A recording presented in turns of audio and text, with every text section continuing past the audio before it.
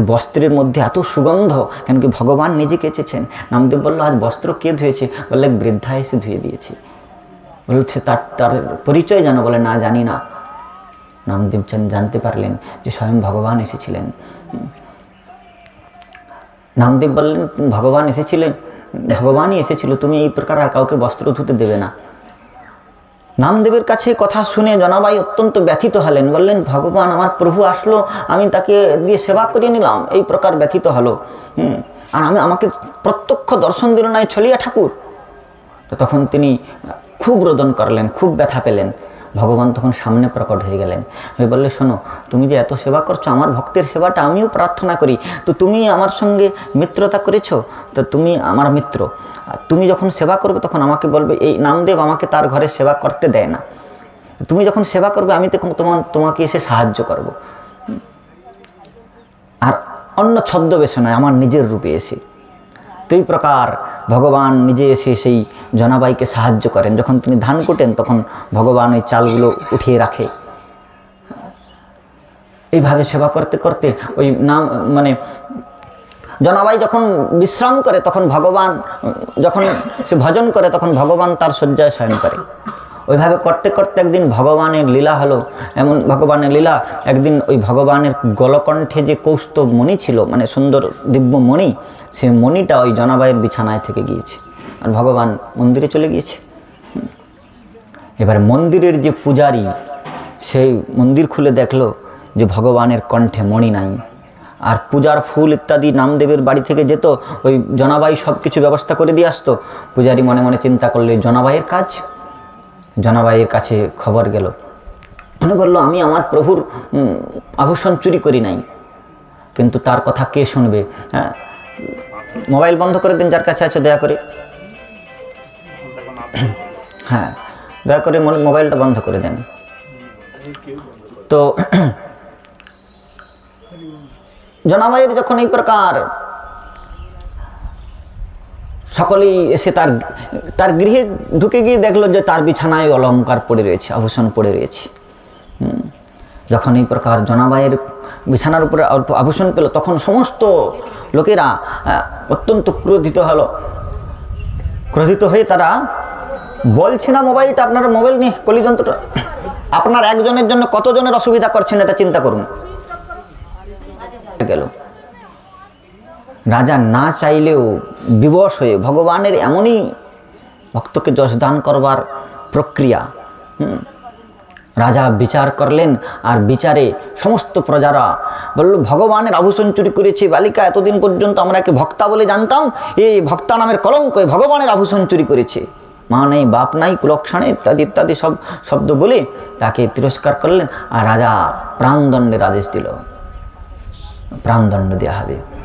চন্দ্রভাগা নদীর তীরে জনাবাইয়ের হাত দুটি বন্ধন করে চন্দ্রভাগা নদীর তীরে তাকে নিয়ে যাওয়া হলো প্রাণদণ্ড দেওয়ার জন্যে। আর যখন জনাবাইকে নিয়ে যাচ্ছেন তখন জনাবাই মনে মনে চিন্তা করলেন যে, প্রভু, আমি তো বস্তুত চুরি করি নাই, কিন্তু এরা কেউ তোমার কথা শুনবে না। আমার কথাও কেউ শুনছে না, তোমার কথাও কেউ শুনবে না। জন্ম থেকেই আমি তোমার চরণে শরণাগত, তোমার প্রতি আমার পূর্ণ অধিকার রয়েছে। মারো বিরাখবি জয় ইচ্ছা তোহারা, নিত্য দাস প্রতি তো অধিকার।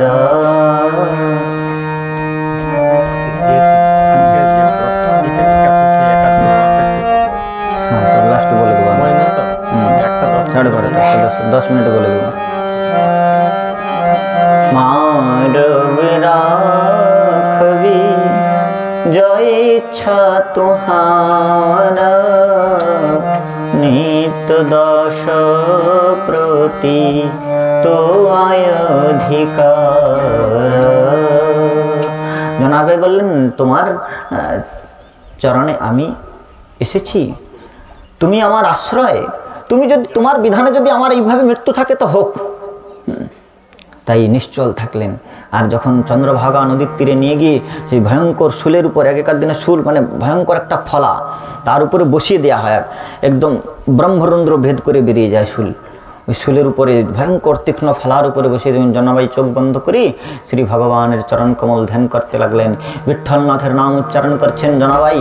আর জনাবাইকে যখন বসিয়ে দিলেন তখন ভগবান বিঠ্ঠল দেবের কৃপায় ওই যে শুল, সেই শুল যেমন করে অগ্নিতে মোমেতে অগ্নি সংযোগ করলে যেমন বিগলিত হয়ে যায়, তখন জনাবাই যখন পাণ্ডুরঙ্গ বিঠ্ঠল বিঠ্ঠল বিঠ্ঠল বিঠ্ঠল পাণ্ডুরঙ্গ বিঠ্ঠল বিঠ্ঠল বিঠ্ঠল বিঠ্ঠল, সে বিঠ্ঠলনাথের নাম গায়ন করছেন। আর ওই শুল বিগলিত হয়ে যাচ্ছে, শুল গলে গিয়ে একেবারে সমান হয়ে গিয়েছে। সকলেই জনাবাইয়ের আশ্চর্য, ভগবান যশ দিচ্ছেন ভক্তকে, আশ্চর্যতা দর্শন করলেন। জনাবাই বললেন, শোনো, এই জগতে গিয়ে উঠলেন, তুমি তোমারি বেজারে বেজারে কে তারে রাখিতে পারে, তব ইচ্ছা ত্রিভুবন, তুমি তো রাখিবে যারে কে তারে মারিতে পারে, তব ইচ্ছা বস ত্রিভুবন। ব্রহ্মায়াদি দেবগণ তব দাস জগন, আরে ব্রহ্মায়াদি দেবগণ তব দাস গণন,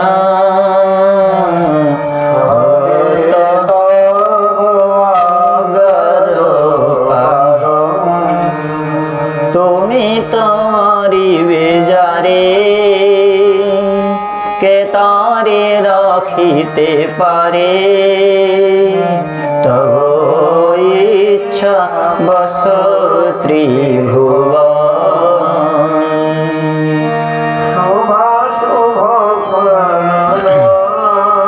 তব ইচ্ছা মতে গ্রহগণয় বিরত, তোমার ইচ্ছা মত গ্রহগণ বিরত, শুভাশুভ ফল করে দান, তুমি তো রাখিবে যারে কে তারে মারিতে পারে, তব ইচ্ছা বস ত্রিভুবন। রোগ শোক মৃত্যু ভয় তব ইচ্ছা মতে হয়, রোগ শোক মৃত্যু হয় তব ইচ্ছা মতে হয়, তব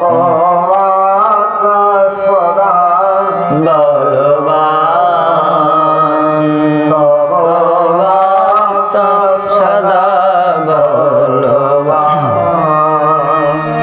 তুমি তো রাখিবে যারে কে তারে মারিতে পারে, তব ইচ্ছা বস ত্রিভুবন।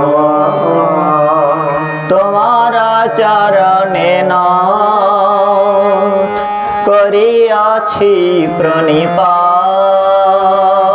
তোমার চরণে নাথ করিয়াছি প্রণিপাত, ভক্তি বিনোদ তব দান, বিপদ হইতে স্বামী অবশ্য তাহারে তুমি, বিপদ হইতে স্বামী অবশ্য তাহারে তুমি, রক্ষিবে তাহারে বিশ্বাস, তুমি তো রাখিবে যারে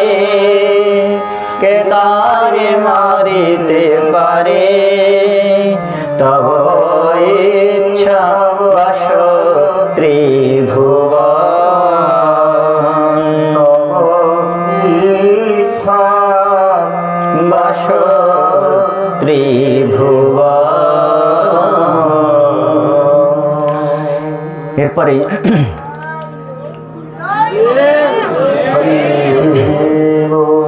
ভগবান ত্রিকোণ চিহ্ন ত্রিভুবনে যার কেউ আশ্রয় নেয় তাকে তিনি আশ্রয় দান করেন। জনাবাইকে ভগবান উদ্ধার করলেন। ধনু চিহ্ন কেন ধারণ করেছেন বলে ভক্ত রক্ষণায়, ভক্তকে তিনি সর্বতোভাবে রক্ষা করেন। যাকে রাখে সাইয়া মার না সকে কই, বল না বাঁকা কর সকে জব জগভরি বৈরি হয়ে। যাকে ভগবান রক্ষা করেন ত্রিভুবনে তার কেউ কিছু করতে পারে না। ভগবান যদি, আপনারা অনেকে বলেন আরে মশাই আমি খাটি তো খাই, ভগবান আমার করবে কি? তুলসীদাসজি বলছেন শোনো, अजगर ना करे मलुकदास युद्ध, अजगर ना करे नगरी पंखी ना कीजिए काम, दास मलुका कहेगे सबकी दाता राम। भगवान यदि विरूप हो जान, भगवान अनुकूल हले की है और विरूप हले की है। तुलसीदास बलছেন भगवान यदि विरूप हो जान ताहले बिजुबन मिले ना लकड़ी, सायरे मिले ना नीर, कुबेर घर पर उपवास करे जब विपक्ष रघुवीर। गभीर बने गिয়েও শুকনো কাঠ পাওয়া যাবে না, সমুদ্রের ধারে গিয়েও পানীয় জল পাওয়া যাবে না, ধনপতি কুবেরের ঘরে গিয়ে উপবাস করতে হবে যদি ভগবান বিরূপ হয়ে যান। আর ভগবান যদি অনুকূল হন তাহলে বলছেন বিনুবন মিলে লকড়ি বিন সায়রে নীর, মিলে আহার দরিদ্র ঘর জব সপক্ষ রঘুবীর। ভগবান অনুকূল হয়ে গেলে দরিদ্রের গৃহেও আহার পাওয়া যাবে। সেই জন্যই ভগবান ভক্তকে সর্বদাই রক্ষা করেন। আপনারা জানেন বিল্লমঙ্গল ঠাকুর চিন্তামণির দ্বারা তিরস্কৃতা হয়ে বৃন্দাবনের পথে গমন করছেন। আর গমন করতে করতে এক বণিকের গৃহে গিয়ে উপস্থিত হয়েছিলেন। সে বণিকের কাছে আতিথ্য যাচনা করলেন। আতিথ্য যাচনা করে বিল্লমঙ্গল ঠাকুরের তার পত্নীকে দেখে পূর্বকৃত সেই যে অপরাধ বৃত্তির পুনঃস্মরণ হলো, অপরাধ বৃত্তির পুনঃস্মরণ হলো, রূপ দর্শনে তার নেত্র অভিভূত হলো। আর সেই বণিকের রমণীকে সুসজ্জিত অবস্থায় যাচনা করলেন। কিন্তু তার ওই সংস্কার বিবেক, ভগবান পাত্রতা তৈরি করছেন। বণিকের পত্নী রূপমাধুর্য দর্শন করে বিল্লমঙ্গল ঠাকুর যখন অভিভূত হলেন, বণিকের পত্নী তার কাছে আসলেন। তখন বিল্লমঙ্গল ঠাকুরের প্রাপ্ত বিবেক তাকে বলে উঠল যে তুমি নিবৃত্তি মার্গের পথে চলতে এসেছো, আর এই রূপের মাধুর্যে তুমি আকৃষ্ট হলে। সে কী করলো, রূপ দর্শন যাতে না করতে হয় আর কোনো দিন, সেই জন্য নিজের হাতে কাঁটা দিয়ে চোখ দুটো বন্ধ করে নিলেন। কিন্তু যাবেন কোথায়? বৃন্দাবনের পথে। ভক্তকে ভগবান রক্ষা করেন সর্বদাই। বৃন্দাবনের পথে যাওয়ার জন্য অভিসার গমন করছেন। ভগবান চিন্তা করলেন আমার ব্রজের পথে আসছে, বৃন্দাবনের পথে, অথচ বাসনা নিয়ে। এই ব্রজের পথে প্রবেশ করতে গেলে বাসনাকে বিনষ্ট করতে হয়, যেন প্রথমেই পুতনা মোক্ষণ করলেন, মূর্তিমতি বাসনাকে নষ্ট করলেন ভগবান তার লীলার প্রারম্ভে। আমার লীলাকে অবধারণ করতে গেলে বাসনা, এই বাসনার চোখ দুটি যখন অন্ধ করে নিলেন, তখন বিল্লমঙ্গল ঠাকুর কি করে বৃন্দাবন যাবেন? ভগবান বলল তোমার বাইরের চোখ দুটি নষ্ট হলেও অন্তর চোখ আমি খুলে দিচ্ছি। বিল্লমঙ্গল ঠাকুর যাচ্ছেন, ভগবান হাত ধরে নিয়ে যাচ্ছেন। বিল্লমঙ্গল ঠাকুর প্রার্থনা করছেন, প্রভু তোমার চরণ কমলে এসেছি, অভিসার হয়েছি, এখন তোমাকে এই প্রাকৃত রূপ দেখবো না বলেই তোমার নয়ন দুটি নেত্র দুটি অন্ধকার করে নিয়েছি। এখন তুমি আমার আধার, তুমি আমাকে নিয়ে চলো। প্রাকৃত জগতের কবি বললেন আমার হাত ধরে তুমি নিয়ে চলো আমি যে পথ চিনি না, আমার হাত ধরে তুমি নিয়ে চলো প্রভু আমি যে পথ চিনি না।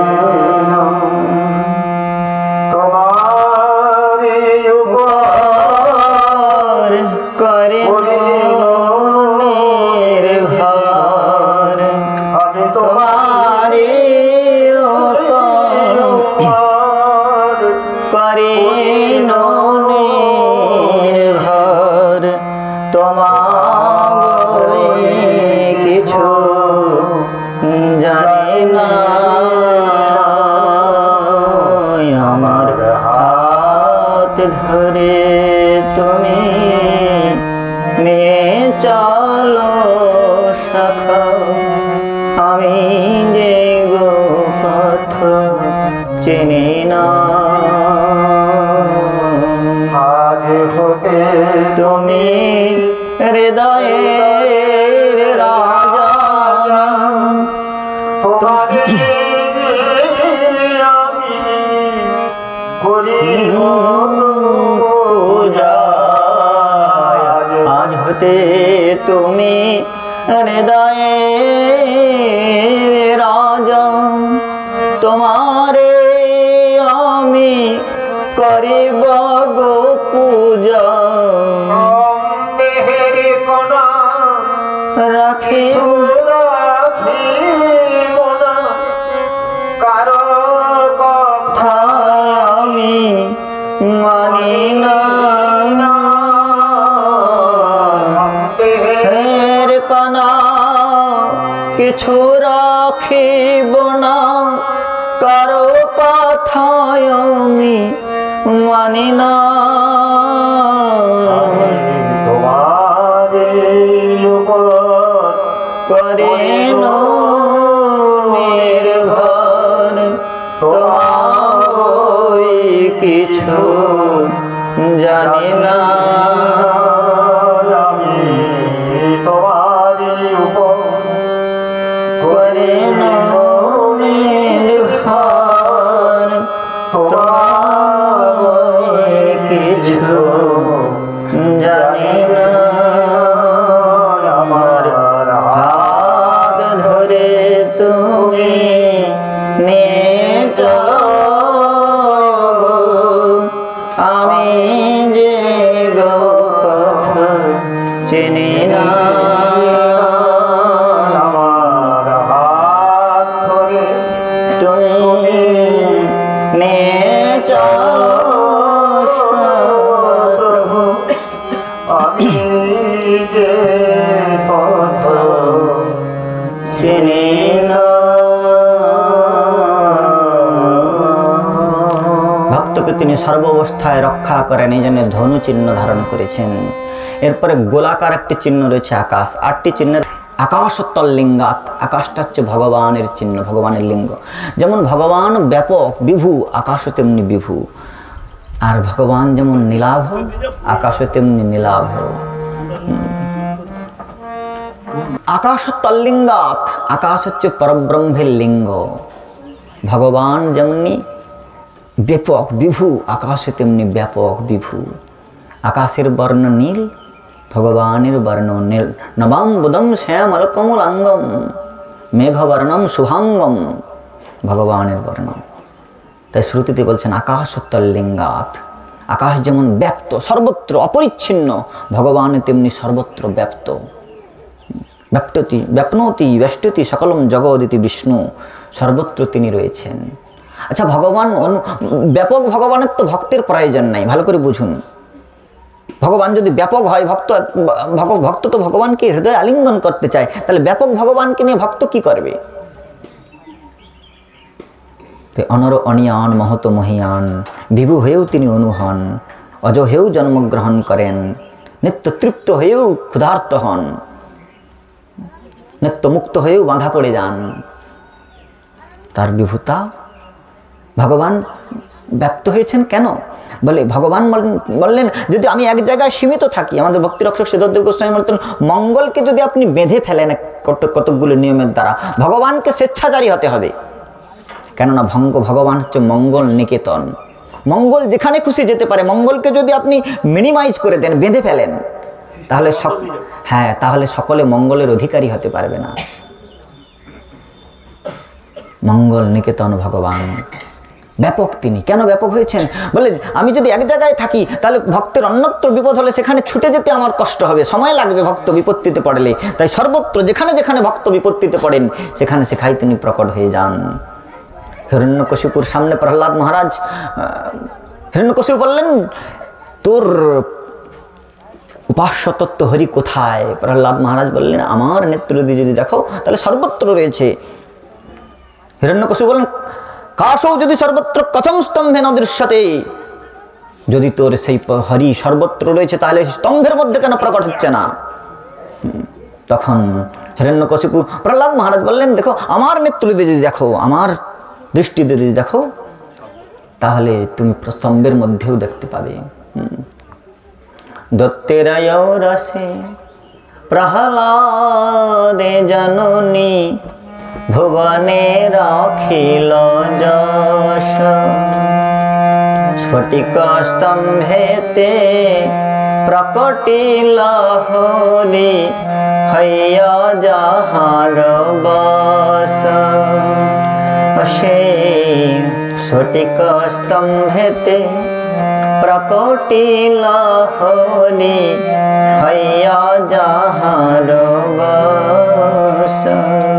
সত্যম বিধাতুম নির্বৃত্ত ভাষিতম ব্যক্তিম চ ভূতেষু অখিলেষু চাত্মনঃ অদৃশ্যতাতম রূপমদ্বহন মহৎ স্তম্ভে সভায়াম রমিগম ন মানুষম। স্তম্ভের মধ্য থেকে নরহরি রূপ ধারণ করে ভগবান নৃসিংহদেব প্রকট হয়ে গেলেন। হিরণ্যকশিপু বধ করে প্রহ্লাদকে রক্ষা করলেন। ভক্ত রক্ষণ আকাশে যেন ব্যক্তলিঙ্গ, যেখানে যেখানে ভক্ত বিপত্তিতে পড়েন সেখানে সেখানে, কিন্তু আমরা দেখতে পাই না কেন?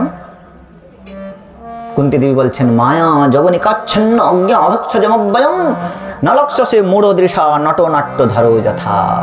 মায়ার যবনিকা, মায়ার পর্দা নিয়ে আমরা চোখে এঁটে বসে আছি।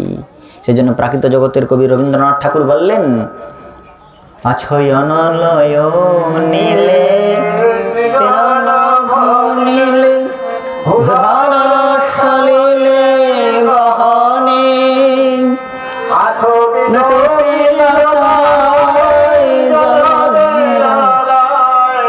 শশী তারকায় তপনে নয়নে বসন বাঁধিয়া বসিয়া ধারে মরি গো কাঁদিয়া। নয়নে কিছু বোঝে নাই কিছু দাহে দেখায় বোঝায় মলিন আমার মোছায়। তুমি নির্মল কর মঙ্গল করে মলিন আমার মোছায়। তুমি নির্মল কর মঙ্গল করে মলিন আমার মোছায়। আকাশ চিহ্ন ধারণ করেছেন ভগবান। এরপরে গোষ্পদ, গরুর খুরের মতো একটা চিহ্ন রয়েছে তার চরণ কমলে, ষষ্ঠ চিহ্ন 6 নম্বর। গোষ্পদ চিহ্ন কেন ধারণ করেছেন? বলে শরণাগতস্য সংসার সিন্ধু গোষ্পদতা প্রাপকত্ব। যারা ভগবানের চরণে শরণাগত হয় তাদের কাছে এই ভব সমুদ্রটা অনাদি কর্ম ফলে পরিভবার নবজলে তরিবার না দেখি উপায় সাঁতারে সাঁতারে যাই সিন্ধু অন্ত নাহি পাই ভব সিন্ধু অনন্ত বিশাল। আর এই অনন্ত বিশাল ভব সিন্ধুটা তার কাছে গরুর খুরের মতো একটা হয়ে যায়। গোষ্পদ অনায়াসে লঙ্ঘন করে যায় সংসার সিন্ধু ভক্ত। শ্রীমদ্ ভাগবতে দেবতাগণ গর্ভস্তুতির মধ্যে ভগবানকে স্তুতি করে বলেছেন, তৈয়াম্বুজাখিল শক্ত ধামনি সমাধিনাবেশিত চেতসৈকে তৎপাদপোতেন মহৎকৃতেন কুর্বন্তি গোবৎসপদাম ভববধিম। তোমার চরণে যারা শরণাগত হয় তাদের এই ভব ভয়টা তাদের কাছে, ভব ভয় তাকে ভীত করতে পারে না। ভব গরুর খুরের মতো তার কাছে হয়ে যায় এই ভব সিন্ধুটা। দক্ষিণ ভারতে মল্লার নামে একজন ব্যক্তি ছিলেন। বৃত্তিতে তার বৃত্তি ছিল বৈঠাতে করে লোককে পার করা, গোদাবরী নদী পার করতেন, খেয়া পার করতেন। তো সেই মল্লার ছোটবেলায় তার গোপাল দেবের একটা মন্দির ছিল, সেই গোপাল দেবের মন্দিরের পাশেই তার বাসভবন ছিল। ছোটবেলায় মন্দিরের একজন বৃদ্ধ পূজারী ছিল, সে পূজারী শিখিয়ে দিয়েছিল যে মল্লার তুমি সবসময় বলবে হে গোপাল তুমি আমার আমি তোমার। আর যদি তোমাকে কেউ কিছু জিজ্ঞাসা করে তুমি কি করো, কোথায় থাকো, কি করো, কি করবে, তুমি শুধু বলবে গোপালজি জানে। মোল্লার ছোটবেলায় কথা শুনেছিল, তার সংস্কার বসে গিয়েছে। যখন কেউ কিছু জিজ্ঞাসা করে তুমি কি করবে, বলে গোপালজি জানে। তুমি কোথায় থাকো, বলে গোপালজি যেখানে থাকে। তোমার কেউ আছে, বলে হ্যাঁ গোপালজি আছে। সব সময় সে তার গোপালকে এভাবে স্মরণ করত। কর্মচক্র অনুসারে তার বিবাহ হলো, বিবাহের পরে এক পুত্র এক কন্যা হলো, কিন্তু তার গোপালের প্রতি সবসময় নিষ্ঠা। প্রতিদিন মন্দিরে গিয়ে গোপালকে দর্শন করতেন এই মোল্লার। তো এক সময় মোল্লারদের যে মানে কন্যা বিবাহযোগ্য হলো, সে কন্যার বিবাহের জন্য মোল্লার কি করলো না, ওই নিকটবর্তী একজন শেঠের কাছ থেকে কিছু ধন ধার করলো। সে তো সবসময় গোপালের চিন্তা করে আর বৈঠা চালিয়ে যেটুকু হয় সংসার নির্বাহ করে। কন্যার বিবাহ দেওয়ার জন্য তো ধন তার কাছে ছিল না। সেজন্য সে ওই ধন গ্রহণ করে, শেঠের কাছ থেকে ধন গ্রহণ করে কন্যার বিবাহ দিয়ে দিল। তারপরে তার পুত্রকে সঙ্গে নিয়ে দিন রাত পরিশ্রম করে মোল্লার ধন একত্রিত করলো। একত্রিত করে ওই শেঠের ধন ফিরিয়ে দিল। কিন্তু শেঠ জানতো যে মোল্লার এর বাড়িটা যেই জায়গায় রয়েছে গোপাল মন্দিরের পাশে, ওইখানে আমি বড় একটা গেস্ট হাউস বানাতে পারি। একে যদি আমি হাঁটিয়ে দিই, আর এদেরকে হাঁটাবো কেমন করে, কোনো একটা অপবাদ দিতে হবে। আর এ তো সব টাকা পয়সা, আমি তো ভাবছিলাম ঋণ শোধ করতে পারবে না, এ তো সব ঋণ শোধ করতে নিয়ে এসেছে। তো সেই জন্য সে দুষ্ট বুদ্ধি কী করলো, ওই ওর নামে রসিদ, মানে ধনটা ফেরত দিলে একটা রসিদ দিতে হয়। ও কী করলো, রসিদে মানে টাকা বাকি আছে বলে অর্ধেক দিয়েছে এরকম বলে রসিদ কেটে দিয়েছে, আর মোল্লারের নাম করে। মোল্লার তো লেখাপড়া জানে না, সে তার রসিদ নিয়ে গিয়ে ঘরে পৌঁছে গেছে। কিছুদিন পরেই ও কী করলো, আদালতে মোকদ্দমা করে দিয়েছে, মোল্লার আমার ধন ফেরত দেয় নাই, এর বিনিময়ে আমাকে এর বাড়িটা দিয়ে দিতে হবে। এখন মোল্লারের নামে আদালতে কেস গিয়েছে। মোল্লারকে ডেকে পাঠানো হলো। মোল্লার তো ভয়ে কাঁদতে কাঁদতে গিয়েছে। এখন গিয়ে জজ সাহেব জিজ্ঞাসা করছে, মোল্লার তুমি ধন ফেরত দাওনি? বলে হ্যাঁ হুজুর, আমি সব ধন ফেরত দিয়ে দিয়েছি। বলে তাহলে রসিদ? বলেই তো আমার কাছে রসিদ। তো রসিদ দিয়েছে, কিন্তু রসিদে তো সম্পূর্ণ ধনের কথা লেখা নাই। মোল্লার বলল আমি যতগুলি ধন গ্রহণ করেছিলাম সবগুলি দিয়ে দিয়েছি। বলল তোমার রসিদে তো লেখা নেই। বললো আমি হুজুর আমি লেখাপড়া জানি নাই, আমাকে এই শেঠজি এরকমই রসিদ দিয়েছে।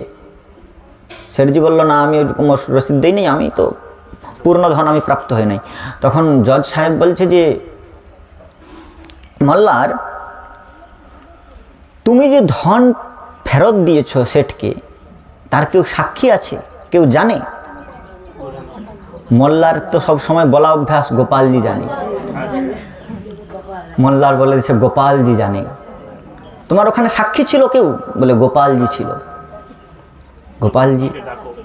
গোপালজি কোথায় থাকে? বলে আমি যেখানে থাকি। তুমি কোথায় থাকো? বলে গোপালজি যেখানে থাকে। তো মোল্লার বলছে, কিন্তু মোল্লার নিষ্কপটভাবে বলছে।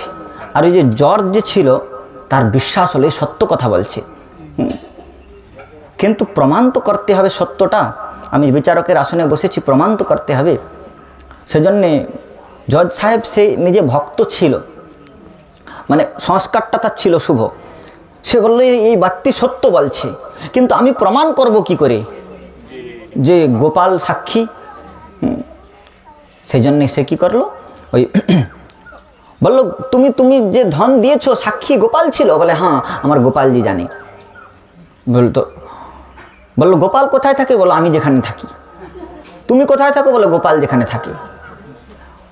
ওই জজ সাহেব কী করলো, বললো আজকের বিচার স্থগিত রাখা হলো, আর এই সাক্ষী গোপালকে ডেকে পাঠানো হোক বলে সমন জারি করে দিল।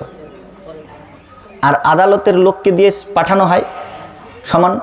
সে সমন আদালতের লোককে দেওয়া হলো। আদালতের লোকে সমন নিয়ে গিয়ে গোটা গ্রাম খুঁজলো, গোপাল কে আছে, কোনো টাইটেল ফাইটেল নেই। আর আদালতের যদি কাগজ হয়, কেউ বলবে আমি গোপাল। 2-4 জন গ্রামের লোক যাদের নাম গোপাল বর্মন, গোপাল জানা ইত্যাদি ছিল, তারা বললো আমরা নয়। লাস্টে কিন্তু ওই পূজারীর পাশে, মানে গোপালের মন্দিরের পাশেই মোল্লারের বাড়ি ছিল। যখন ওই মোল্লারের বাড়ির কাছে গিয়ে বলছে গোপাল কেউ আছে, পূজারী তখন জানতে পেরেছে যে এটা আসলে গোপালের নামে সমন এসেছে, আর কেউ এই গ্রামে গোপাল নেই, মন্দিরেই গোপাল আছে। পূজারী মনে মনে চিন্তা করলো এটা ভগবানের কোনো লীলা হবে। পূজারীর হৃদয়ে প্রেরণা হলো, আর পূজারী জানতো এদের নামে কেস হয়েছে, এইভাবে মিথ্যা কেস দিয়েছে।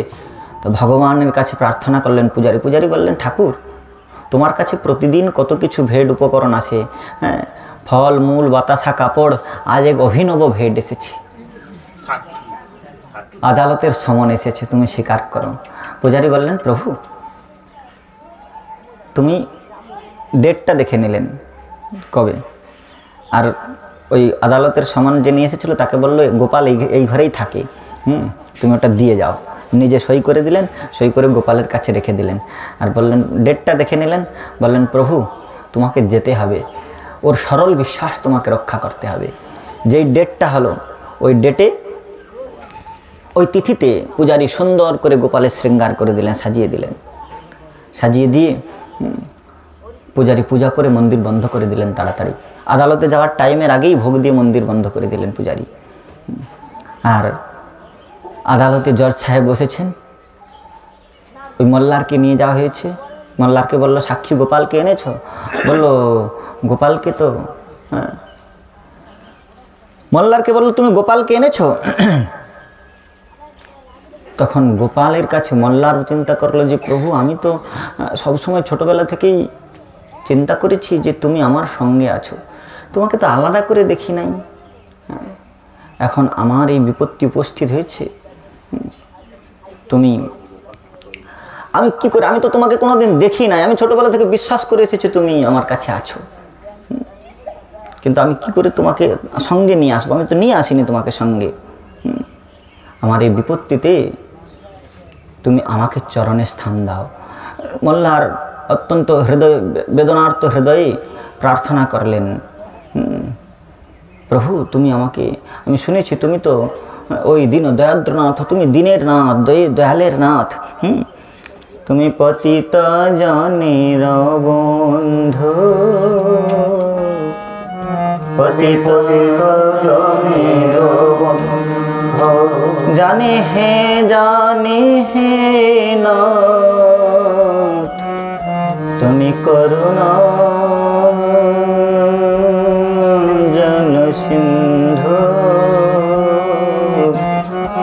পতিত জনের বন্ধু, পতিত জনের বন্ধু, জানে হে নাথ, তুমি করুণা জল সিন্ধু, তুমি করুণা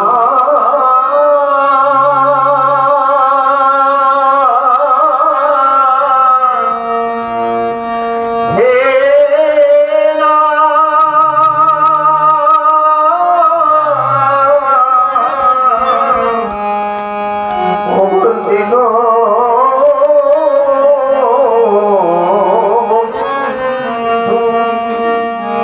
তুমি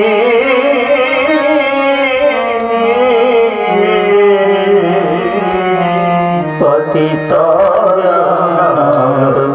বন্ধু। মল্লার মনে মনে ভগবানকে প্রার্থনা করলেন, আর ভগবান বৃদ্ধ রূপ ধারণ করে বৃদ্ধ বেশি উপস্থিত হয়ে গেলেন। বৃদ্ধ রূপ ধারণ করে ভগবান উপস্থিত হলেন জজ সাহেবের সামনে। জজ সাহেবকে এসে লাঠি ধরে ঠুকতে ঠুকতে ভগবান বলছেন, আমি গোপাল, আমি সাক্ষী এসেছি। মল্লার বিস্ফারিত হয়ে রয়ে গেল, আমি তো একে কোনোদিন দেখি নাই, গোপাল এই আমার সঙ্গে সবসময় থাকে। বৃদ্ধ এসে বলল, জজ সাহেব বলছে শোনো, তুমি গোপাল? বলে হ্যাঁ। মল্লার যখন ধন ফেরত দিয়েছিল তখন তুমি দেখেছ? বলে বিশ্বের এমন কোনো কার্য নাই যা আমি দেখি নাই, আমার সব সময় নেত্র খোলা থাকে। বললো, ধন যদি ফেরত দিয়েছে তাহলে সেই ধন কোথায়? তুমি সাক্ষী, তুমি দেখেছো ধন ফেরত দিয়েছে? বললো, এই শেঠকে এখানে দাঁড় করিয়ে রেখে দাও, আর এর আলমারির অমুক নম্বর থাকে, অমুক বর্ণের পুটলির মধ্যে এর দেয়া সমস্ত ধন জমা রয়েছে, নিয়ে এসে আদালতে গোনা হোক। গোপাল বলে দিলেন। আদালতের সিপাহী চলে গেলেন, তার আলমারি থেকে ওই কাপড়ের পুটলি বের করে নিয়ে এসে মল্লারের সব ধন হিসাব দিয়ে দিলেন আদালতের মধ্যে। আর ওই গোপাল রূপী বৃদ্ধ তিরোহিত হয়ে গেলেন, ওখান থেকে চলে গেলেন। আর যখন সকলকে সম্মোহিত করে তিনি অন্তর্ধান হয়ে গেলেন, ওখান থেকে চলে গেলেন। আদালতের জজ যিনি ছিলেন, বৃন্দাবনে এখনও ওনার সমাধি রয়েছে, আদালতের যিনি জজ ছিলেন উনি বাড়িতে আসলেন। বাড়িতে আসার পরে তার মনে হলো যে আমি তো, উনি ওইখান থেকে বিচার করে দিয়ে ওই সেটকে সাজা দিয়ে চলে আসলেন। এসে বাড়িতে মনে মনে চিন্তা করলেন, এসে ওই যাকে পাঠিয়েছিলেন সমন নিয়ে, যে গোপালের নামে তুমি সমন পাঠিয়ে দাও, তাকে বলল তুমি সমন কাকে দিয়েছিলে? জজ টেবিল থেকে নেমে এসে জিজ্ঞাসা করলো যে আমি তো, ও তো মনে মনে কল্পনা করেছিল কিছু একটা ভগবানের লীলা হবে, আর তাই নেমে এসে যে সমন পাঠিয়েছিল তাকে বললো তুমি সমন কাকে দিয়েছিলে? ও বললো আমি গোটা গ্রাম খুঁজেও একটাও গোপাল নামক ব্যক্তিকে দেখতে পেলাম না।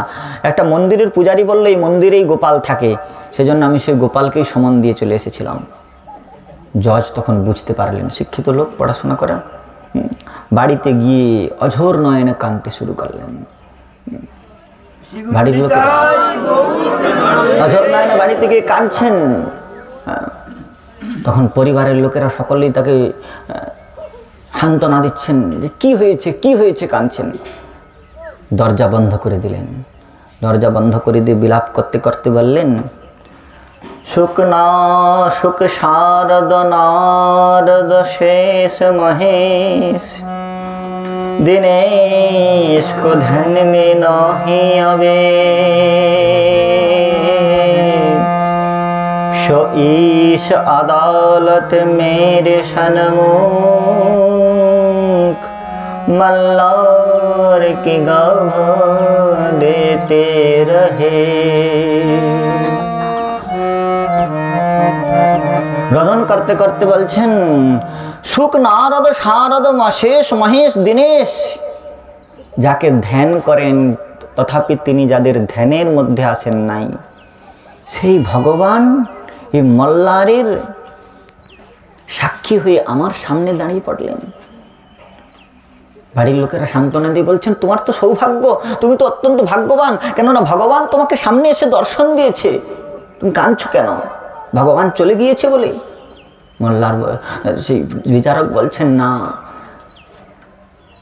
হৃদয় তার বিদীর্ণ হয়ে যাচ্ছে। বিচারক বলছেন যে ভগবান এসেছে, সে এসেছিল আমাকে কপটতা করে আমাকে দর্শন দিয়ে আনন্দ দান করেছে, তাতেও আমার সুখ নাই, আর আমাকে পরিত্যাগ করে চলে গিয়েছে তাতেও আমার দুঃখ নাই। তাহলে দুঃখটা কিসে? বললো দুঃখটা আমার এই জন্যেই, मैं कुर्सी पर बना जज बैठा, मैं कुर्सी पर जज बना बैठा है, जगदीश सामने खड़े रहे, जगदीश सामने खड़े रहे। জজ বলছেন যে শোনো, আমার জীবনে শুধু এইটাই বড় দুঃখ যে ভগবান আমার কাছে আসলো, আর আমি ভগবানের সামনে, ত্রিভুবনের যিনি অধিপতি সেই ভগবানের সামনে আমি চেয়ারে বসে বিচারকের আসনে বসে থাকলাম, একবার উঠে তাকে প্রণাম পর্যন্ত নিবেদন করলাম না। এমন বৈরাগ্য হলো, সংসার পরিত্যাগ করে চলে গেলেন বৃন্দাবনে। সেই দিন থেকে প্রতিজ্ঞা করলেন আর কোনোদিন চেয়ারে বসবো না। যতদিন বেঁচে ছিলেন ততদিন কোনোদিন চেয়ারে বসেন নাই। আর বৃন্দাবনে গিয়ে মাদুকুরি করে জীবনযাপন করতেন, ভজন করতেন, জজ সাহেব বলেই পরিচিত, কিন্তু কোনোদিন চেয়ারে বসেন নাই, মাদুকুরি করে। কোনোদিন ভগবানের মন্দিরের সামনে গিয়ে, মন্দির খোলা থাকলে মন্দিরের সামনে গিয়ে দর্শন করেন নাই। মন্দির বন্ধ হয়ে গেলে মন্দিরের সম্মুখে গিয়ে ভক্তদের চরণধুলিতে গড়াগড়ি দিতেন। কেউ জিজ্ঞাসা করলেন যে জজ সাহেব আপনি মন্দিরে ঠাকুরকে দর্শন করতে আসেন নাই কেন? বললেন আমি জীবনে যত বড় অপরাধ করেছি, হ্যাঁ, ইন্দ্র চন্দ্র ব্রহ্মা বরুণ আদি যার সিংহাসন খালি করে তাকে আসন দেন উপবেশন করবার জন্য, যোগীগণ যাকে হৃদয়ের আসনে উপবেশন করান, তার সামনে আমি চেয়ারে বসেছিলাম। এত বড় অপরাধ করেছি আমি, তাই আমি তার সামনে আর কোনো দিন যাব না।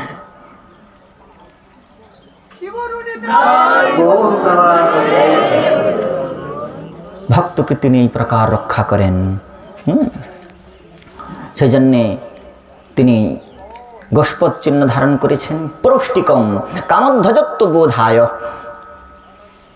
ভক্তকে ভগবান পোষণ করেন, সেই জন্য প্রষ্টিক চিহ্ন। প্রষ্টিক চিহ্ন মানে গমের মতো একটা চিহ্ন, সকলকেই তিনি পালন পোষণ করছেন।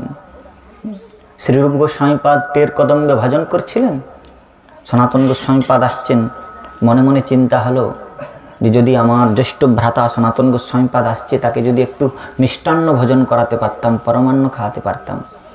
বৃষভানুনন্দিনী শ্রীমতী রাধারানী গোয়ালিনীর বেশ ধারণ করে, বালিকার বেশ ধারণ করে শ্রীরূপ রূপ গোস্বামীপাদের সামনে এসে বলছেন, বাবা এই मैया ने भेज दियो, हमारे घर में शादी है, मैया ने भेज दियो, या चाल दाल दरिया तू रख ले और परमान्न बना ले।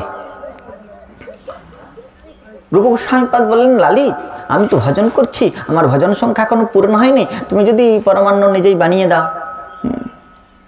রাধারানী নিজে পরমান্ন বানিয়ে দিলেন। আজও আপনারা টের কদম্বে গেলে সেখানে পরমান্ন ভোগ হয়। নন্দগ্রাম থেকে একটু 1.5 কিলোমিটার মতো ভিতরে যেতে হয় টের কদম্ব। সে টের কদম্বে রাধারানী স্বয়ং পরমান্ন রান্না করলেন। পরমান্ন রান্না করে রূপ গোস্বামীপাদের কাছে প্রস্তুত করে দিয়ে বললেন, বাবা ज़्यादा ही देर हो गयो, मैया बुलावे, मैं जा रही हूँ, मैं चलती हूँ। যশোমতী রাধারানী চলে গেলেন। আর পরমান্ন নিয়ে এসে পরমান্ন যখন সনাতন গোস্বামীপাদকে পরিবেশন করলেন শ্রীরূপ গোস্বামীপাদ, তখন সেই পরমান্নের যে স্বাদ সুগন্ধ আর গ্রহণ করবার সঙ্গে সঙ্গে চিত্তের মধ্যে এই প্রকার বিহ্বলতা উৎপন্ন হলো। সনাতন গোস্বামীপাদ জিজ্ঞাসা করলেন, শ্রীরূপ এই পরমান্ন কোথায় ছিল? রূপ গোস্বামীপাদ সমস্ত বৃত্তান্ত বললেন। তখন শ্রী সনাতন গোস্বামীপাদ বললেন, শ্রীরূপ এই পরমান্ন কোনো সামান্য কন্যা রন্ধন করে নাই, তুমি অনুসন্ধান করো। শ্রীরূপ গোস্বামীপাদ অনুসন্ধান করলেন, যাদের বাড়ির কন্যা সেজে এসেছিল তাদের বাড়িতে গিয়ে জিজ্ঞাসা করলেন যে তোমাদের কন্যা কোথায়? বললেন, আমাদের বাবা তেনে মাদুকুরি করবে কেন আয়ো, हमारी कन्या की तो सगाई है गयो, হ্যাঁ 1 সপ্তাহ হলো আমাদের কন্যার বিবাহ হয়ে গিয়েছে, সে শ্বশুরাল চলে গিয়েছে। আর ভগবান তার রাধারানী তার সনাতন গোস্বামীপাদ বললেন, শ্রীরূপ এই প্রকার বাসনা আর কখনো করবে না। কামধ্বজত্ব বোধায়, ভক্তির হৃদয়ে যা যা কামনা উৎপন্ন হয় ভগবান তা পূরণ করবার জন্যে ব্যগ্র হয়ে থাকেন সর্বক্ষণ। তুলসী দল মাত্রেন জলস্যচুলোকেন বা, এক গণ্ডুষ জল আর একটি তুলসী পাতাতেই ভগবান ঋণ পরিশোধ করবার জন্য ব্যগ্র হয়ে পড়েন। এই প্রকার তার করুণা প্রষ্টিক চিহ্ন ধারণ করেছেন ভক্তগণের কামনাকে পূরণ করবেন বলে। এরপরে শঙ্খ, শঙ্খ চিহ্ন ধারণ করেছেন, অষ্টম চিহ্ন শঙ্খ। শঙ্খ চিহ্ন কেন ধারণ করেছেন বলে, ভক্তানাম অবিদ্যা বিনাশায় সর্ববিদ্যা প্রকাশনায় চ, ভক্তের অবিদ্যা বিনাশ করে সর্ববিদ্যা প্রকাশ করবার জন্যে ধ্রুব মহারাজ সাধন করলেন। পদ্মপলাশ লোচন হরি দর্শন করবার জন্যে বনে গিয়ে সাধন করলেন। প্রথমে তৃতীয় দিন অন্তরন্ত ত্রিরাত্রান্তে কপিত্থ বদর আসন, তারপরে ষষ্ঠী ষষ্ঠার ভোকা দিনে 6 দিনে, তারপরে নবমী হনি। এই প্রকার অভ্যক্ষ বায়ুভক্ষ করতে করতে জিত শ্বাস ও শ্বাস পর্যন্ত ধারণ করে তিনি যখন পদাঙ্গুষ্ঠের উপর ভর করে প্রাণবায়ু পর্যন্ত রোধ করে সাধন করলেন, তখন দেবতাগণের পর্যন্ত শ্বাসরোধ হয়ে গেল। দেবতাগণ ভগবানের কাছে গিয়ে বললেন, নৈবম বিদাম ভগবান প্রাণরোধম, আমরা বুঝতে পারছি না হে ভগবান কেন আমাদের প্রাণবায়ু অবরুদ্ধ হয়ে গিয়েছে, স্থিতি চরাচর সব জঙ্গ স্থাবরত্বপ্রাপ্ত হয়ে গিয়েছে, আপনি আমাদের রক্ষা করুন। শ্রী ভগবান বললেন, উত্তানপাদ মই সঙ্গতাত্মা, উত্তানপাদ নন্দন শ্রী ধ্রুব আমাকে তার আত্মা ন্যস্ত করে এই প্রকার উপাসনা করেছে, ভৃত্য দৃদিক্ষয়া আমি ধ্রুবকে দর্শন করতে যাব। ধ্রুবকে দর্শন দিতে নয়, ভগবান ধ্রুবকে দর্শন করতে আসলেন। আর যখন আসলেন দেখলেন ধ্রুব মহারাজ নিবৃত্ত নেত্রে পদাঙ্গুষ্ঠের উপর দাঁড়িয়ে রয়েছেন, হৃদয় পদ্মপলাশ লোচন ধীর ধ্যান করছেন। ভগবান এসে অপেক্ষা করছেন কখন চোখ খুলবে। কিন্তু ভগবান চিন্তা করলেন, আমার হৃদয়ে আমার রূপ ধ্যান করেছে, তাই সঙ্গে সঙ্গে কী করলেন, নিজের অন্তর্যামীর রূপটাকে যখন হৃদয় থেকে অপসারণ করে নিলেন। জলের বিহনে যেমন মৎস্য বিচলিত হয়ে ওঠে, তেমনি ধ্রুব মহারাজ নেত্র উন্মিলিত করে দিলেন। আর নেত্র উন্মিলিত করবার সঙ্গে সঙ্গে সন্মুখে সেই পদ্মপলাশ লোচন অতুল্য প্রেমমণ্ডিত প্রেমন্নতি মুরলীকলকোজিত সর্বাদ্ভুত চমৎকারকারী লীলা কল্লোল বারিধি ভগবান সেই পদ্মপলালোচন শ্রীহরির দিব্য রূপের দর্শন করলেন। দর্শন করবার পরে ধ্রুব মহারাজ দর্শন করলেন, কিন্তু স্তুতি করবেন 5 বছরের বালক, কি করে স্তুতি করবেন? কি করে স্তুতি করবেন? জানা নাই স্তুতির ভাষা, কিভাবে স্তুতি করবেন? ভগবান বললেন, তুমি কিছু বলতে চাও, আমাকে স্তুতি করতে চাও? মনে মনে চিন্তা করলেন ভগবান, আর সেই কম্বুময়েন ব্রহ্মময়েন কম্বুনা, ব্রহ্মময় কম্বু, তার বেদজ্ঞানময় শঙ্খটা, শঙ্খ কেন ধারণ করেছেন? ওই অবিদ্যা বিনাশ করবার জন্যে। ধ্রুবের হৃদয়ে অনাদিকালের অবিদ্যা, আর শঙ্খ কোথাও যুদ্ধে জয় করবার পরে শঙ্খনাদ হয় না, যেন শঙ্খ চিহ্ন ধারণ করেছেন। যারা তার চরণকে আশ্রয় করবেন তারা একদিন মায়াকে জয় করে শঙ্খনাদ বিক্রমে ভগবানের ধাম প্রাপ্ত করবেন। সেই জন্য শঙ্খ চিহ্ন ধারণ করেছেন। ধ্রুবের কপালে শঙ্খ ঠেকিয়ে দিলেন, আর ধ্রুব মহারাজ স্তুতি করতে শুরু করলেন। এই ধ্রুব মহারাজের স্তুতি, ধ্রুব মহারাজ বলছেন যে হে ভগবান, ধ্রুব স্তুতিতে ধ্রুব মহারাজ বলছেন, হে প্রভু, আপনি অন্তর্যামী রূপে ইন্দ্রিয় সমূহের শক্তি রূপে আছেন বলেই জগতের জীব কথা বলতে পারছে, বাণী সচল হয়েছে, নয়ন দর্শনে সমর্থ হয়েছে।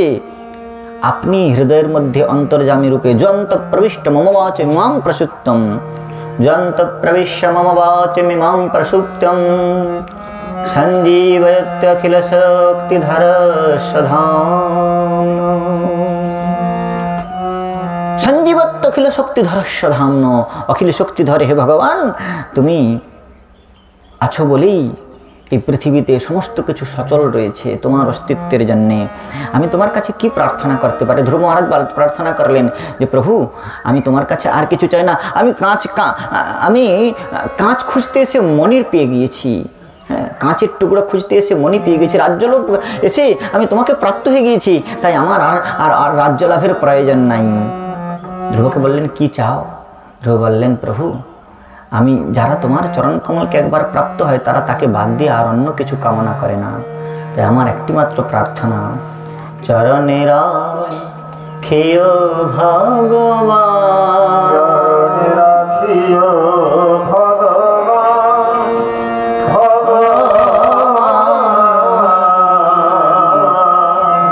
চরণে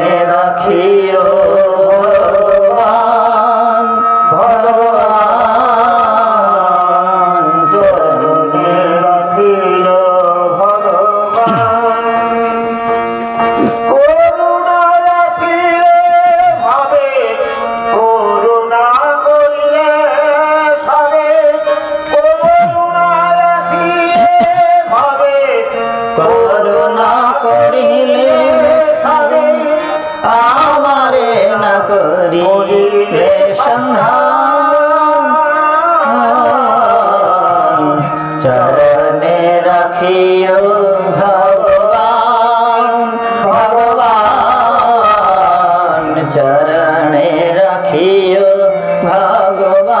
সংসারের মাঝে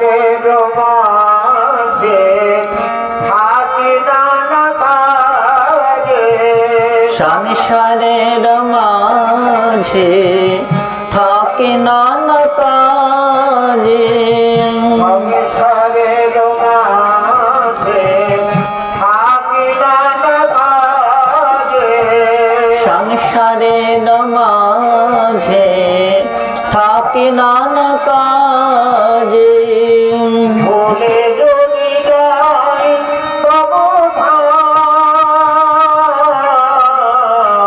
ভুলে যদি যাও তব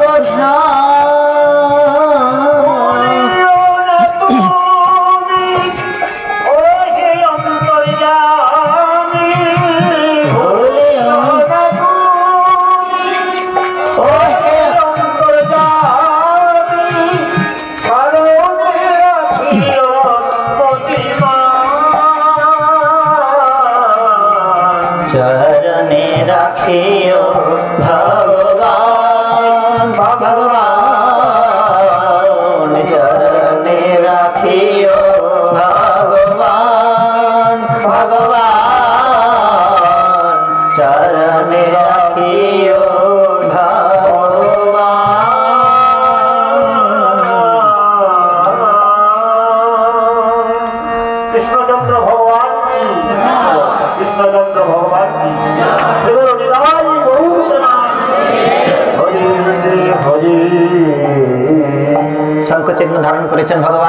এই প্রকার বাম চরণে অষ্টম চিহ্ন 8টি চিহ্ন, দক্ষিণ পদের 11টি চিহ্ন সংক্ষেপে বলে দিচ্ছি। কোন অষ্টকোণ ধারণ করেছেন কিসের জন্যে? বলে অগ্নিতাপ দগ্ধ ভয়ত্ব বোধায়। অগ্নিতাপ আদিতে দগ্ধ জীবগণকে অভয় দান করবার জন্য। প্রহ্লাদ মহারাজকে হোলিকা দেবী নিয়ে অগ্নিতে প্রবেশ করলেন, হোলিকা দেবী দগ্ধ হয়ে গেলেন, প্রহ্লাদের কিছু হলো না। সেই জন্য ভগবান অষ্টকোণ চিহ্ন ধারণ করেছেন। আর স্বস্তিকম চিহ্ন ধারণ করেছেন শরণাগত স্বস্তয়ে। ভগবানের যারা শরণাগত হয় তাদেরকে স্বস্তি দান করেন। আর ছত্র ভক্তের সংসার তাপটা নিবৃত্ত করে দেন তিনি। সংসার তাপ নিবৃত্তায় ছত্র চিহ্ন ধারণ করেছেন। জব চিহ্ন ধারণ করেছেন কেন? বলে জগৎ জীবত্ব সূচনায়। জব চিহ্নের দ্বারা তিনি জগতের সব জীবকে পোষণ করছেন, সেই জন্য জব চিহ্ন ধারণ করেছেন। অঙ্কুশ চিহ্ন কেন ধারণ করেছেন? মনস বশীকরণায়। বলে অঙ্কুশ একটা সামান্য দণ্ড, ছোট্ট একটা লোহার দণ্ড, কিন্তু সে হাতিকে বশ করতে পারে। তেমনি ভক্তের মনরূপী প্রমত্ত হস্তি বারবার বিষয়ে গমন করে। ভগবানের চরণ কমলের ওই অঙ্কুশ চিহ্নকে চিন্তন করলে মন বশীকৃত হয়ে যায়। মন বশীকরণায়। ধ্বজ চিহ্ন ধারণ করেছেন ভক্তানাং অভয়ত্ব প্রদানায় সর্বানর্থ জয়ধ্বজম।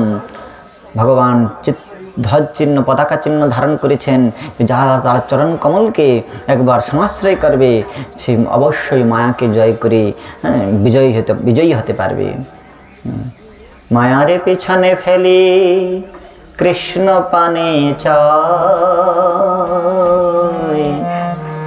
ভজিতে ভজিতে কৃষ্ণ পাদ পদ্ম পায়।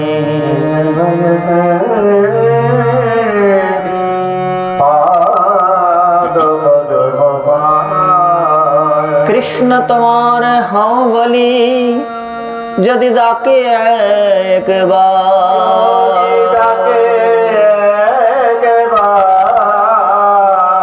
মায়া বন্ধ হইতে কৃষ্ণ তারে করেন পায়।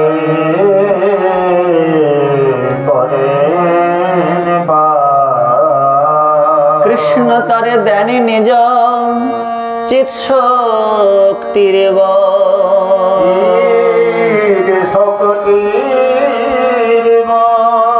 মায়া আকর্ষণ ছাড়ে হইয়া দুর্বল।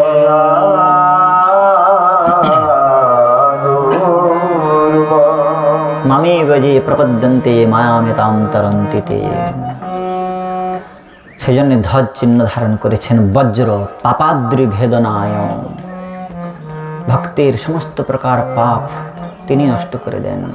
যখন ভক্ত ভগবানের শরণাগত হয়ে যায় তখন যম মহারাজ বলছেন যে আমার ভগবানের শরণাগত ভক্তের অনন্ত জন্মের যে সমস্ত কৃত পুঞ্জ রয়েছে, পুণ্যাদি পাপ পুণ্যাদি কর্ম রয়েছে, সমস্ত কিছু তার সেই ফাইলটা এখন আমার, যেমন করে কোনো ক্রয়দির ফাইল যদি সুপ্রিম কোর্টে চলে যায়, হাইকোর্টের বিচারপতি তাকে মুক্ত করে দেন, তেমনি এই জগতের সংযমণিপুরের অধিপতি যম তাকে মুক্ত করে দেন যখন কেউ ভগবানের শরণাগত হয়ে যান। সেই জন্য কী করছেন বললেন ভগবান ব্রহ্মসংগীতা পিতামহ ব্রহ্মা বলছেন যস্তেন্দ্রিয় গোপমেত মহৌষ কর্ম বন্ধান রূপ ফল ভাজনমাতনেতি কর্মাণি নিরদহতি কিন্তু চ ভক্তি ভাজা গোবিন্দমাদি পুরুষম তমহং ভজামি। ভক্তের সঞ্চিত ক্রিয়মান আর অস্মিন জন্মে কৃতম পাপ পুণ্যাদি রূপমপি নশ্যতি কর্মাণি নিরদহতি নিঃশেষেন দহতি। নিঃশেষ রূপে দহন হয়ে যায়। গোবিন্দম আদি পুরুষম তমহং ভজামি। যম মহারাজ বলছেন যমদূতগণকে, শোনো যমদূতগণ, তোমরা সকৃত উচ্চারিতম যেন হরিরিত্যক্ষরদ্বয়ম, একবার যিনি হরি এই শব্দটা উচ্চারণ করেছে তাকে আমার পুরীতে নিয়ে আসবে না। তাহলে কাকে নিয়ে আসবো? বললেন দেখো কাকে নিয়ে আসবে, শোনো ভালো করে লক্ষণগুলো বলে দিই কাকে কাকে নিয়ে আসবে। জমপুরে যাওয়ার অধিকারী কারা একবার বিচার করে নিয়ে যাক। কারা? যম মহারাজ বলছেন এই জগতে আমার কাছে এইটাই আশ্চর্য, এই জগতের লোকের অনেক আশ্চর্য বানিয়েছে, সেই ঝুলন্ত উদ্যান থেকে শুরু করে তাজমহল পর্যন্ত ততগুলো আশ্চর্য। যম বললেন এগুলো কোনোটাই আশ্চর্য নয়, আশ্চর্য হচ্ছে কি জানো, বলে স্বতন্ত্র জিহা লাভ করে, ভারত ভূমিতে মনুষ্য জন্ম লাভ করে, সাধু সঙ্গ সৎসঙ্গ ইত্যাদি করেও জীব এই জমালয়ে আসছে, এটাই আমার কাছে আশ্চর্যের বিষয়। মধুর মধুর মেতন মঙ্গল মঙ্গলানাম সকল নিগমাবল্লী শতফলম চিত স্বরূপম সক্রিদপি পরিগীতম শ্রদ্ধয়া হেলয়াম ভৃগুবর্ণরমাত্রম তারয়তি কৃষ্ণ। একবার যদি হেলাতেও হেলয়া রটন্ত ভেবিতে কৃতার্থ ন সংশয়, একবার যদি হেলাতেও কৃষ্ণ নাম কীর্তন করত, তাহলে আমার এই জমপুরি তাকে দর্শন করতে হতো না। নিয়ে আসবে কাকে? জিহান ব্যক্তি ভগবান গুণনাম ধ্যেয়ং চেতন স্মরতি চরণারবিন্দম কৃষ্ণায় ননুমতি চিরয়ে কদাপি তানায়ণধমো অশত কৃত বিষ্ণু কৃত্যান। জিহান ভক্তি ভগবত গুণনাম দেহম, যাদের জিহাটা একবারও শ্রী ভগবানের গুণগাথা কীর্তন করল না, চৈতন্য স্মৃতি তচ্চরণারবিন্দম, যার চিত্তটা একবারও শ্রীকৃষ্ণের চরণারবিন্দের চিন্তন করল না, কৃষ্ণ নমোদিচ্ছরে কদাপি উত্তমাঙ্গ মস্তক লাভ করে যারা শ্রীকৃষ্ণের চরণ কমল অবনত মস্তক হল না, তানান অধম, সেই অধমকণকে অকৃত বিষ্ণু কীর্তন, যারা বিষ্ণু উদ্দেশ্যে কোনো কার্য করে নাই, তাদেরকে আমার কাছে নিয়ে আসবে। ইন্দ্রিয়গুলি ধারণের সার্থকতাই হচ্ছে শ্রী ভগবানের যশগাথা। কানটা এই প্রকার করে দিয়েছেন দোনার মতো কেন? পিবত ভগবতর ভাগবতম রসমালয়ম, ভগবানের যশগাথা শুনবার জন্যে। নয়নের পরম ফল কি? দেবগর্জবিগণ বলেন অক্ষণ বতাম ফলমিদম ন পরম বিদাম। এই নয়নের চক্ষুষ্মাঞ্জীবের চক্ষু ধারণের পরম ফল সেই চরণারবিন্দ, ভগবান অরবিন্দ লোচনের চরণারবিন্দ দর্শন করা। আর যার তা করল না, সুখদেব গোস্বামীপাদ খেদযুক্ত হয়ে অনুশাসনপূর্বক গালি দিয়েছে। সবিট বরাহষ্ট করে না সংস্তুত পুরুষ পশু নজত কর্ণ পথ পেত জাতু নাম গদাগ্রত তরব কিম ন জীবন্তি ভস্ত্রা কিম ন শসন্তত ন খাবন্তি ন মেহন্তি কিন্দ্রাম পশবে পারে। গাছেরা কি বেঁচে থাকে না? তরব কিম ন জীবন্তি ভস্ত্রা কিম ন শসন্তত। যদি বলো গাছেরা বেঁচে থাকে, আমাদের মতো শ্বাস নেয় না, বলে কামারের জাতাও তো শ্বাস গ্রহণ করে। ভস্ত্রা কিম ন শসন্তত ন খাদন্তি ন মেহন্তি কিং গ্রাম পশু বড়। এই গ্রাম্য পশুরা কি খাদ্য গ্রহণ করে না, নাকি তারা সন্তান সন্ততি পালন পোষণ করে না? তরব কিম ন জীবন্তি।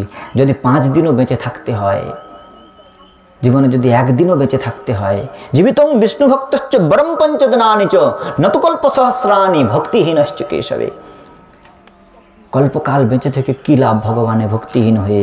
যদি 5 দিনের জন্য জীবন হয়, তাহলে যেন ভগবত ভজন করবার জন্য জীবন হয়। সেজন্য ঠাকুর মহাশয় বললেন, মনুষ্য জন্ম পাইয়া রাধা কৃষ্ণ না ভজিয়া, মনুষ্য জন্ম পাইয়া রাধা কৃষ্ণ না ভজিয়া, মনুষ্য জন্ম পাইয়া রাধা কৃষ্ণ না ভজিয়া, মনুষ্য জন্ম পাইয়া রাধা কৃষ্ণ না ভজিয়া, জানি আসো নিয়া বিষ খায় না, জানি আসো নিয়া বিষ বলে দিচ্ছি খায় না, জানি আসো নিয়া বিষ খায় না, জানি আসো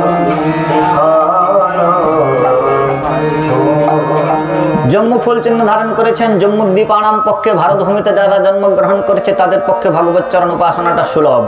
ঊর্ধ্বরেখা ধারণ করেছেন, ভগবানের চরণ কমলকে সমাশ্রয় করলে ঊর্ধ্বগতি প্রাপ্তি হয়, সে ঊর্ধ্বগতি প্রাপ্তায়। আর অম্বুজ পদ্মচিহ্ন ধারণ করেছেন কিসের জন্যে? না ভক্তের চিত্তকে পদ্ম যেমন করে ভ্রমণকে আকৃষ্ট করে, বিকশিত পদ্মের মকরন্দ সমাস্বাদনে যেমন করে দূর হইতে ভ্রমর সমাকৃষ্ট হয়, তেমনি ভগবানের চরণ কমলে সেই চরণ চিহ্নে মধ্যে তিনি সেই পদ্মপুষ্পকে ধারণ করেছেন যাতে ভক্তির চিত্তরূপে ভ্রমরকে সমাকর্ষণ করতে পারে। মনমানস মধুকর অর্পয় নিজ পদ পঙ্কজ মকরন্দে। মনমানস মধুকর অর্পয় নিজ পদ পঙ্কজ মকরন্দে। কৃষ্ণাদে ভগবন্तं বন্দে, হরি হে ভগবন্तं বন্দে। কৃষ্ণাদে ভগবন্तं বন্দে, হরি রে ভগবন্तं বন্দে। ভক্তিরদাঞ্চতে যদ্যপি মাধব ন তৈ মম তিলমাত্রি। ভক্তিরদাঞ্চতে যদ্যপি মাধব ন তৈ মম তিলমাত্রি। পরমেশ্বরতাস্তদপি তবাধিক দুর্ঘট ঘটন বিধাত্রী। परमेश्वरतास्तदपि तवाधिक दुर्घट घटन विधात्री। कृष्णा हे भगवन्